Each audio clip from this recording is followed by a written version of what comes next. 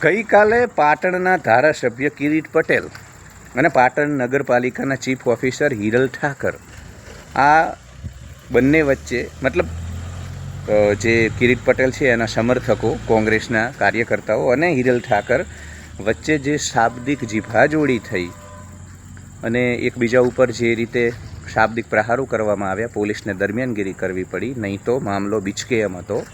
અને આ બધું જ જે વિડીયો વાયરલ થઈ રહ્યા છે અને એના ઉપર અલગ અલગ પ્રકારની પ્રતિક્રિયાઓ આવી રહી છે.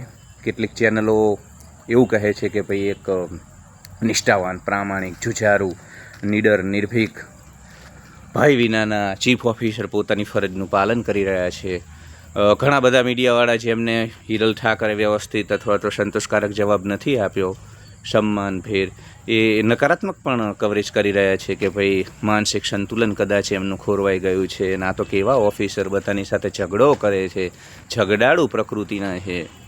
બીજી બાજુ કિરીટ પટેલનો પણ ઘણા બધા વિરોધ કરી રહ્યા છે કે ભાઈ એક ધારાસભ્ય જન્મદિવસ એટલે કે એવડી મોટી ઘટના નહોતી કે આટલા બધા બેનર લગાવવા પડે.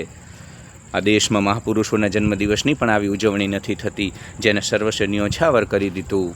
તો રાજનીતિના ગલિયારામાં રહેલા માણસને શા માટે આટલું મહત્ત્વ આપવાનું, આટલા બધા બેનર વગેરે વગેરે. તો દરેકનો પોતાનો મત છે. પ્રથમ નજરે તમને એવું પણ લાગે કે ભાઈ ખૂબ નીડર, નિર્ભીક, કારણ કે અત્યારે તમે જુઓ તો જેટલા પણ આ અમલદારશાહી છે, અમલદારો છે, બ્યુરોક્રેસી છે, એ બધા જ શું કરે, ભાજપના નેતાઓ સાથે એમને ખુશ રાખવાનો પ્રયાસ કરે, એમનું તુષ્ટિકરણ કરે, એમના હિતોને સાચવે, એમની સાથે મળી અને વહીવટી ચલાવે. તાલુકા કક્ષાએ, જિલ્લા કક્ષાએ, પોતાના વિસ્તારમાં નેતાઓને ખુશ રાખવાનો પૂર્ણ પ્રયાસ થાય. એમના બધા જ કામ થઈ જાય, પ્રજા ગઈ ભાડમાં અને પ્રજાને બિલકુલ મહત્ત્વ નહીં આપવાનું. આ પ્રકારનું એક એટીટ્યૂડ એટલે જ રાજુ કરપડા, જગદીશ મેવાણી જેવા લોકોને છાસવારે, ગોપાલ ઇટાલિયા જેવા નેતાઓને છાસવારે તાલુકા પંચાયત, મામલતદાર અને વીજ કંપનીઓની જે ઓફિસ છે એમાં જઈ અને એમનો કાન મરડવો પડે છે, એમને પ્રશ્નો પૂછવા પડે છે, જવાબદારી નક્કી કરવી પડે છે, પ્રજાના પ્રશ્ને આકરું વલણ પણ અપનાવવું પડે છે. આ બધું બને છે કેમ કે અમલદારશાહી અથવા તો બ્યુરોક્રેસી જે છે એ એવું માને છે કે નેતાઓને સાચવી લેવાના અને આપણે એમના પીઠું બની, એમની કઠબૂતળી બની અને આપણે વહીવટ ચલાવવાનો, એમને ખુશ રાખવાના. એટલે આપણને પ્રમોશન પણ મળી જાય, આપણી બદલીઓ ન થાય, આપણો વાટકી વ્યવહાર થઈ જાય. આ પ્રકારનું બધું ચાલે છે ઉપરથી નીચે સુધી.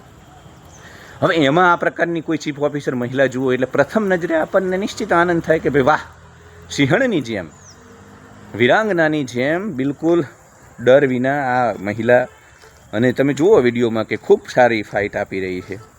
કોંગ્રેસના કાર્યકર્તાઓ દ્વારા બળપ્રયોગનો પ્રયાસ થયો, શાબ્દિક ઉગ્ર બોલાચાલી થઈ, પણ એ ખૂબ એની રીતે લડી રહી છે અને ખૂબ પોતાની જાતને સંભાળીને લડી રહી છે. આમ સાવ વેર વિખેર થઈને નહીં, માનસિક સ્વસ્થતા જાળવીને લડી રહી છે. એટલે આપણને આનંદ પણ થાય. પણ પાછો એ પણ પ્રશ્ન આવે કે શું આજ હિરલબેન ઠાકર જ્યારે કોઈ ભાજપનો ધારાસભ્ય હોય અથવા તો ભાજપના નેતા હોય ત્યારે પણ આટલા બધા આક્રમક હશે? ત્યારે પણ એ આટલા બધા ઊંટના બટકા જેવા હશે? ઊંટનું બટકું તો તમને ખબર છે ને, આપણે તળપદી ભાષામાં કે ભાઈ ઊંટનું બટકું એટલે એક વખત ઊંટામાં તમને બટકામાં આમ કશુંક પકડી લે, એને છોડતા ન આવડે. તમે આખું ગામ ભેગા થાઓ, એને તમે ભાલા ઘુસાડી દો, તલવાર ઘુસાડી દો ઊંટને, પણ એ બટકું ન છોડે. એ પ્રકારનું ઊંટનું બટકું.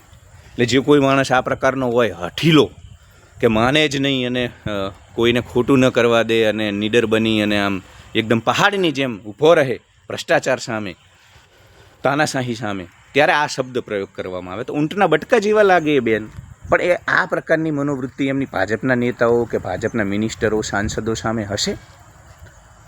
જો એવી મનોવૃત્તિ હોય તો આપણે એમને બિરદાવવા જોઈએ.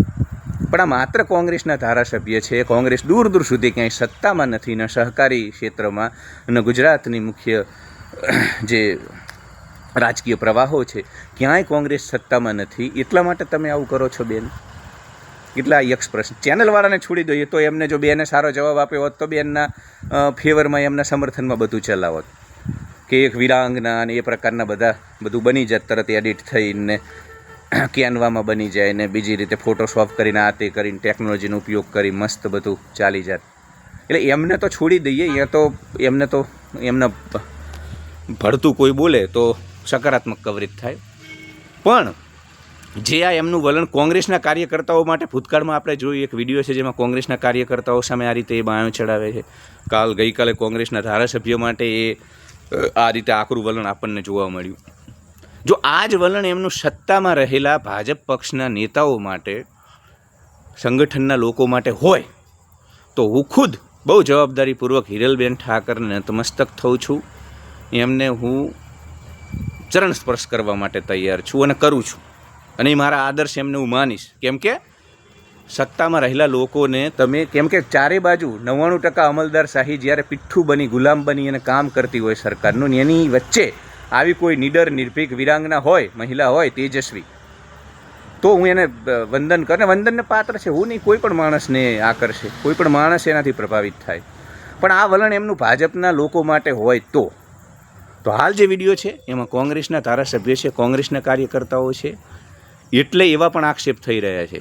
એટલે આવનારા દિવસોમાં હિરલબેન ઠાકરે સાબિત કરવું પડશે કે હું ભાજપ હોય કે કોઈ પણ પક્ષ હોય, મારી જે ભૂમિકા છે એક ચીફ ઓફિસર તરીકે, નગરપાલિકાને ક્યાંય નુકસાન થતું હોય એના વહીવટમાં, એની વસૂલાતમાં, તો મારું આ જ વલણ છે. જો એવું વલણ જોવા મળે તો નિશ્ચિત હિરલબેન ઠાકર આખાય ગુજરાત માટે અને અમલદારશાહીમાં, બ્યુરોક્રેસીમાં રહેલા બધા જ અધિકારીઓ માટે પ્રેરણારૂપ મહિલા છે. પણ એ એમને સાબિત કરવું પડશે ભાજપના નેતાઓ સામે પણ પોતાના હોદ્દાનો ઉપયોગ કરી આકરા પગલાં લઈને, અને આ આપણને સમય બતાવશે. ધન્યવાદ.